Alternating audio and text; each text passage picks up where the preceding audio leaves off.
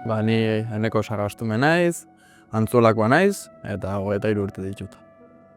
Enekoren aldaketa 12 urte inguru horietan suertatzen da, Antzolako eskolatik Bergarara pasatzen gira DBH egitera, eta hor bildur pila bat azaleratzen dira, ez?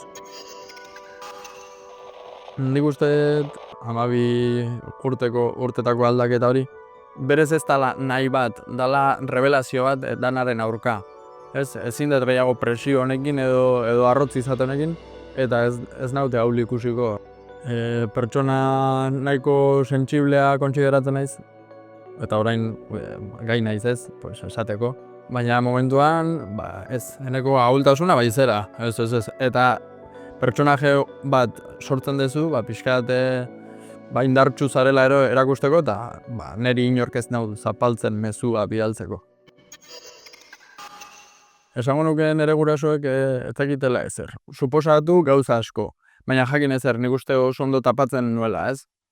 Eta gero, etxean ezin nuen ezer esan bat zeon nire aitona, ari bai, hori nire konfort pertsona zan, edo nire konfidentea zan, eta ari bai esaten izkion, zer egiten nuen da zer ez.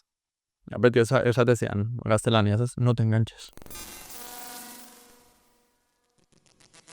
Nahasmendu bat iragarri dezaketen alarmak asko izan daitezke, eta batzutan pizkatxo bat zailak detektatzeko nerabeengan. Zeren eta berez badaude ja trantsizio garai batetan. Baina hala ere, agian umorea aldaketa oso handiak baldin badituzte, edo bat-bateko argaltze oso handia baldin badaukate, edo isolatzen dira, edo ez daukate inolako interesik zertarako. Nabarmena adierazleak egon daitezkena bat izan daiteke, ikasle bat igual klasetara faltatzen egotia, bai?